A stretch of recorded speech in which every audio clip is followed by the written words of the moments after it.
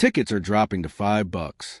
The arenas start looking suspiciously roomy, ratings dip, and a whole lot of very pressed veteran players start publicly airing their grievances, some with subtle shade, others with less than subtle contempt. And then, bam, Caitlin Clark, whether intentionally or not, adds a little smirk, a little comment, a little eyebrow raise in a post-game presser, and people are whispering, did she just mock Sue Bird? If you're here for the real story and not the filtered version, subscribe. And if you're sticking around for the next meltdown, you better definitely subscribe. Because the girls are not just fighting, they're flailing. And the whole league is holding its breath. Now, before we dive into that glorious slow-motion car crash of drama, let's roll back a bit. When Caitlin Clark declared for the WNBA draft, people expected excitement. What actually happened was a full-blown earthquake. ESPN basically couldn't breathe without saying her name. Social media crowned her the savior of women's basketball. And ticket sales? Through the roof. Some teams literally had to move games to bigger arenas just to accommodate her fan base. She hadn't even played a professional game yet. And the league, naturally, capitalized. They slapped her face on promotional materials, rigged game schedules to maximize exposure, and treated her like she was the second coming of Michael Jordan, with a hint of Taylor Swift-level fandom energy. But while the league was rolling out the red carpet, some of the WNBA's old guard were noticeably less enthused. Cue Diana Taurasi, who gave the now infamous Reality's coming warning before the season started. Translation? Let the rookie have her moment. It won't last. Then came Cheryl Swoops, side-eyeing everything from the media coverage to Clark's perceived lack of respect for those who paved the way. And Sue Bird, queen of cool, legend of the court, and the face of veteran WNBA elegance? Even she couldn't resist throwing a little ice into the punch bowl when asked about the Caitlin Clark phenomenon. She didn't say much, but sometimes it's the silence that screams the loudest. The tension simmered under the surface for weeks. But then came the playoff collapse. Clark's team, after being carried on her back all season long, didn't make it far. And almost instantly, the shiny new WNBA started to crack. Ticket prices? Down. Way down. Like $5 for nosebleeds down. Ratings? Took a dip. Suddenly, the entire league surge felt fragile, almost manufactured. And the discourse? Oh, it exploded. Stephen A. Smith, never one to whisper when he could yell, injected himself into the mix, calling out the league and the media for what he saw as a blatant double standard. You need Caitlin Clark, he thundered. You built this house on her name. Now you're acting surprised the roof's leaking when she's gone? And that's when Sue Bird clapped back. Not directly at Stephen A. Of course, because this is a WNBA where passive aggression reigns supreme. But the message was clear. She pushed for nuance, reminded folks that black women built the league. That hype should be earned over time, not handed out like free Gatorade at training camp. It was valid, but also, yikes, the subtext was so thick you could cut it with a sideline mic.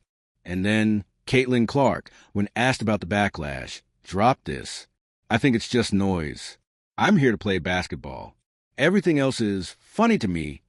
Funny to me. Now, did she name Sue Bird? No. Did she throw a direct shot? Absolutely not. But the delivery? That smug little shrug? The thinly veiled, I don't care if you're mad, I'm still a moment? You could feel the side-eye. The internet lost it. People started reading between every line, analyzing facial expressions like it was a Zapruder film. Was Clark mocking the veterans? Was this the revenge of Gen Z, taking on the established queens of the league? Or was she just over it? Because here's the thing. Caitlin Clark didn't ask to be the WNBA's messiah. She showed up, played her game, broke records, and got caught in a maelstrom of identity politics, legacy beef, and social media wars. She was expected to save a league that's been fighting for mainstream relevance for decades, and then got dragged when her spotlight started exposing everyone else's shadows. It's a lose-lose. If she's humble, she's ungrateful. If she speaks out, she's cocky.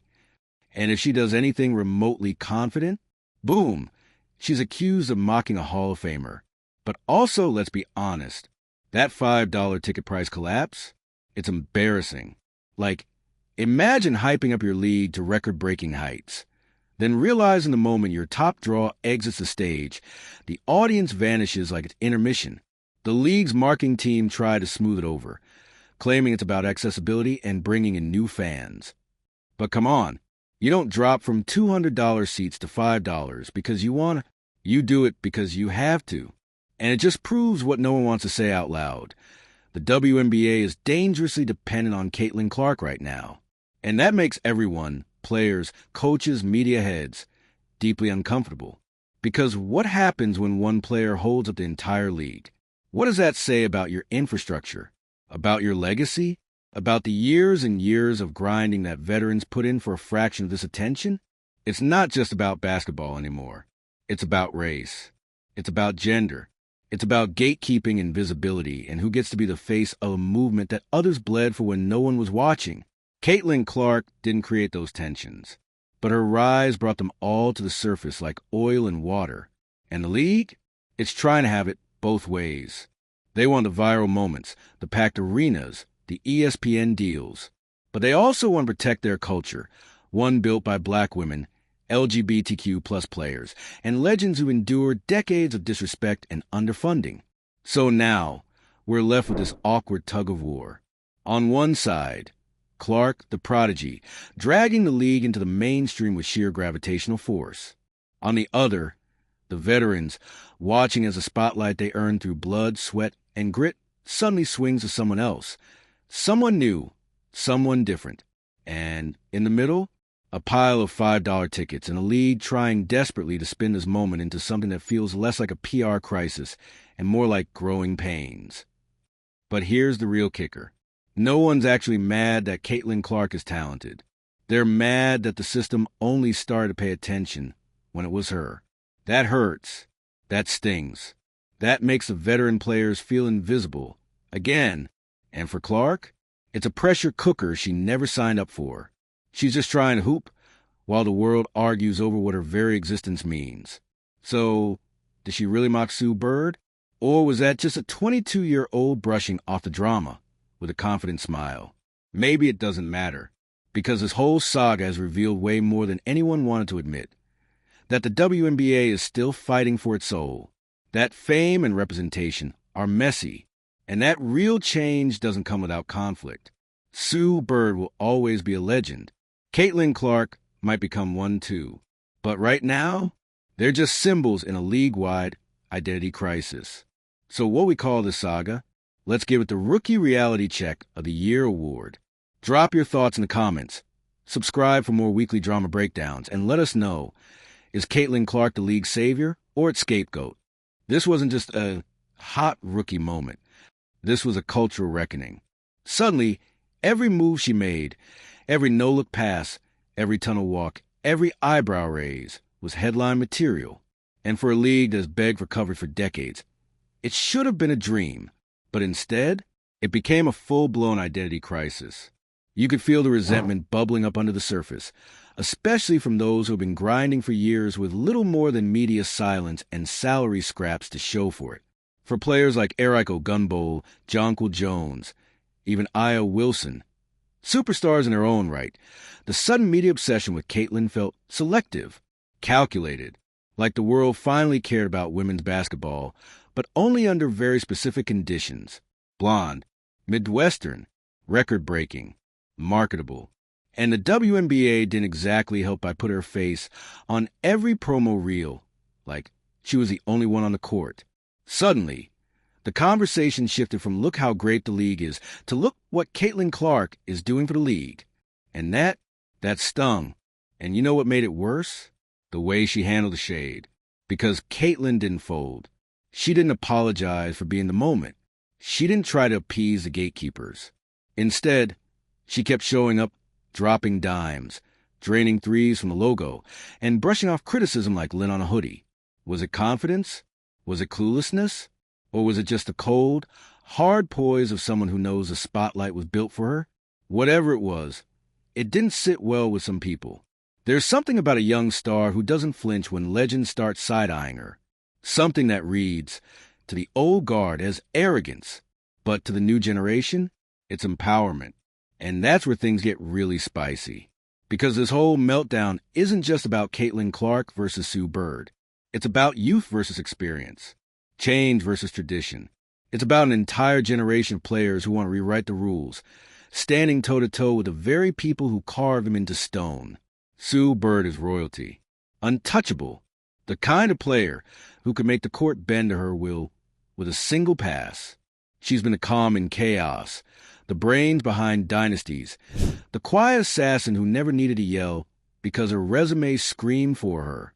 But suddenly, that royalty is being questioned, not by disrespect, but by irrelevance. And when Sue and others throw their weight around, reminding everyone who built this league brick by brick, it's not just pride, it's fear. Fear that their era is fading, that their stories are being overshadowed by someone who hasn't earned her stripes yet. And let's be real, no one wants to feel like a footnote in a chapter they helped write. So when Caitlin casually drops lines like, "It's funny to me," what she's really doing, knowingly or not, is poking the bear. Not disrespectfully, not even intentionally, but in that effortless Gen Z way that says, "I'm not here to bow, I'm here to ball." And oh, they hate that, because that smirk, that shrug, that subtle mockery, it's a power move. And in a league that's never quite figured out how to share power, it's basically setting fire to the rulebook. Now, let's talk about those $5 tickets again, because that moment, when the ticket prices tanked right after Clark's exit, that wasn't just a marketing hiccup. That was a full-blown red flag, waving in 4K. It told fans and critics alike that this surge in popularity wasn't the result of years of investment or slow, steady audience growth. It was a spike, a flash fire lit by one player. And once that player was out of the picture, the fire died out, fast. The message? The WNBA isn't as stable as it looks. And for the players who've been in this fight for years, through disrespect, pay disparities, and painfully slow progress, that's devastating. Because it means all the hard-won gains can be erased with a single playoff loss. A league can't survive on one star's shoulders. Not even if that star is Caitlin Clark. And yet, here we are. It's hard to blame the league for riding the Clark wave. She's generational. She's exciting. She sells out arenas and lights up social media. Of course you build around her. But you can't only build around her. Because now when she speaks, even indirectly, it echoes like a cannon. And when she mocks, whether it's intentional or just perceived, it matters.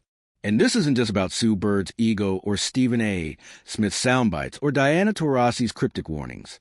It's about the entire future of women's basketball teetering on the edge of one very uncomfortable question. What happens if Caitlin Clark decides she's done? If she gets injured? If she burns out? If she switches sports? If she pulls a piece out and heads to a broadcasting booth, or worse, retires early to preserve her peace? Does the whole league collapse back into obscurity? Do ticket prices plunge below the cost of a gas station soda? Does the media walk away again, leaving the rest of the players to fight for scraps? Because let's be honest, that's not a sustainable model. That's a panic button disguised as a business plan. And the real tragedy?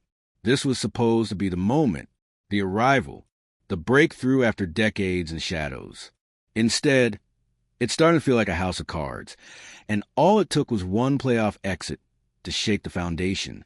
Meanwhile, the veteran players, they're caught between wanting to support the next generation and watching their own legacies get bulldozed in real time. You can't blame them for being bitter. They worked their whole careers to grow this league, and now someone else is getting all the credit. Just because the world finally decided women's basketball was worth watching, it's maddening, and it's heartbreaking, and it's messy as hell. But maybe that's what makes this moment so important.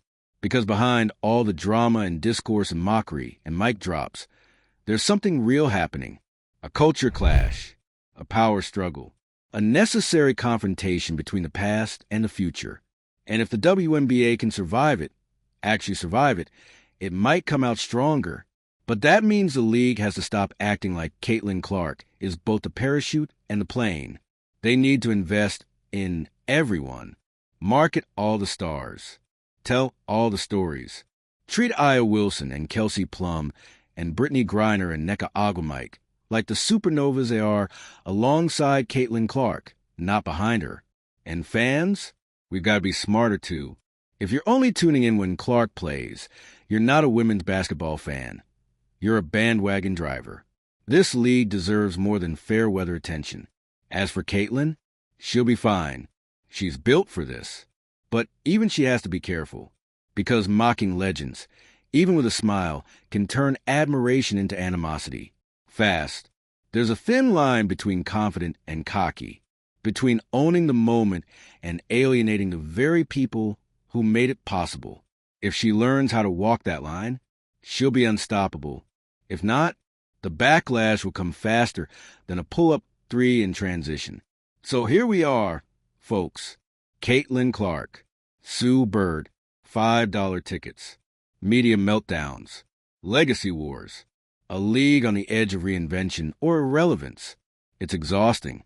It's exhilarating. It's everything a sports drama should be. And it begs the question, are we watching the rise of a new era or the unraveling of everything the WNBA has worked for? Because as the dust settles from Caitlin Clark's playoff exit and the league scrambles to recalibrate the hype machine, the tension isn't dying down, it's evolving, morphing, turning into something even more uncomfortable. Because now, we're no longer just talking about a rookie's rise. We're talking about a reckoning. Let's call it what it is. The WNBA wasn't ready. They weren't ready for a player who could outshine the league's entire marketing department. They weren't ready for sold-out arenas filled with 12-year-old girls screaming like they're at a Taylor Swift concert. They weren't ready for sideline reporters asking more questions about Clark's social media presence than the actual games. And they definitely weren't ready for the backlash once the smoke cleared and it became painfully obvious that they had no real plan beyond her. What's wild is that this could have been a golden opportunity to expand the spotlight. To say, yes, Caitlin Clark is a generational star, and by the way, meet the dozens of other elite athletes who've been carrying this league for years. Instead, it turned into a funnel. Everything poured into her. The praise, the pressure, the expectations, the resentment. And now the WNBA is sitting there holding a bag full of cheap tickets and uncomfortable questions, wondering where it all went sideways. Meanwhile, the players who have been the foundation of this league, they're done playing nice. They see what's happening. They hear the silence when they dominate games. They feel the sting when their jersey sales don't spike after a 30-point triple-double. And they know that if Caitlin Clark had done the exact same thing, it would have been on every sports show by noon the next day.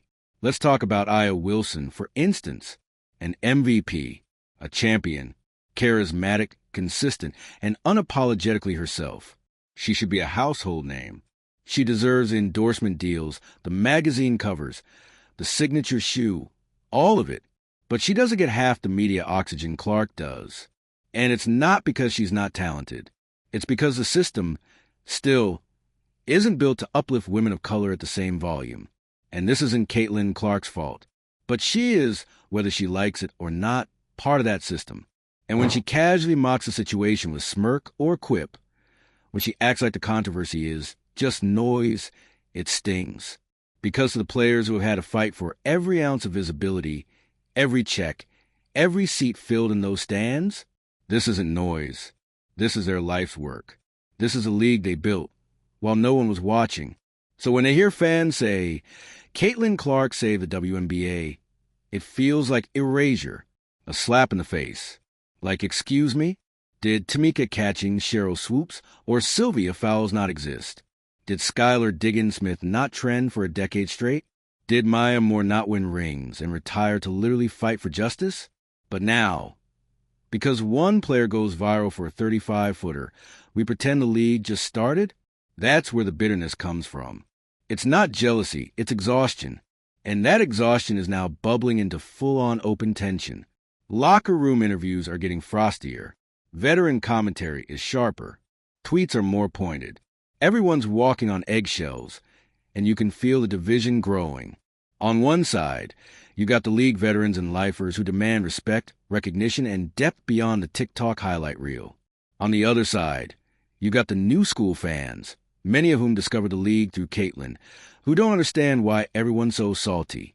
They see her as a trailblazer, not a threat. They just want to watch hoops, buy merch, and post about their new favorite player. The problem? These two worlds are clashing in real time, and no one at the top seems to know how to bridge the gap. The league's leadership keeps pushing vague slogans about growth and unity, but the actions don't match. You can't claim inclusivity while only spotlighting one narrative. You can't build longevity by chasing viral moments. You need substance. And yet, here we are, still selling dreams for $5 a seat. Let's talk about that again, because it really is the metaphor that won't quit. $5 for a professional basketball game in a league that's allegedly booming. It's not just insulting, it's exposing. It says, we know you're not coming unless we dangle a bargain. It says, our product doesn't hold value unless a certain someone is on the court. And it's wild because this isn't even a league-wide problem. Some players are drawing huge crowds. Some markets are thriving. But when your entire brand is being driven by one player's gravitational pull, the second she exits, the whole illusion collapses. That's what we're seeing. A magic trick that only works as long as Caitlin's in the spotlight. And now that she's not, the sleight of hand is revealed. So where does it all go from here? Because this isn't sustainable. The league can't keep plastering one face across every bus, billboard, and broadcast graphic while expecting the rest of the roster to play along quietly. Not anymore. These players are tired of playing nice. They want their flowers, their moments, their legacy respected. And Caitlin, she has a choice to make. She can lean into the villain arc, smirk, mock, and ride the media wave all the way to the bank. Or she can use her spotlight to amplify the league she just inherited. She can pass the mic. She can elevate the names that came before her. Because if she doesn't, if she keeps brushing off the criticism like it's beneath her, she'll burn out. Or worse, she'll become the face of a failed experiment. A golden girl who couldn't carry the weight of an entire league's misplaced expectations. And look, maybe that's what the league needs, a breakdown before a breakthrough. Maybe this ugly moment of infighting, finger-pointing, and ticket discounts is a catalyst for real change. Maybe it finally forces the WNBA to look in the mirror and realize that hype alone isn't enough. That virality fades. That real, sustainable growth means investing in everyone, not just the trending topic of the month. Because right now, the league is at a crossroads. They can double down on the Caitlin Clark economy, ride the highs, suffer the lows, and hope for another star to save them next season. Or they can build a real foundation, one that includes veterans, rookies, legends, and rising stars. One that respects history and embraces the future. One that doesn't implode the moment a rookie loses in the first round. So what do we call this era? The Great Caitlin Collapse? The Sue Bird smirk heard round the world? The $5 fumble? Whatever it is, it's unforgettable. And it's far from over. Because if you think this drama ends with one loss and a few salty interviews, think again. The next season is coming. The narratives are locked and loaded. The grudges are alive. The league is bruised but breathing. And Caitlin Clark? She's not going anywhere. But the real question is, who's coming with her? Let me know in the comments. Subscribe for the next saga. And remember, this isn't just basketball anymore. It's a generational shift with a jump shot. Game on.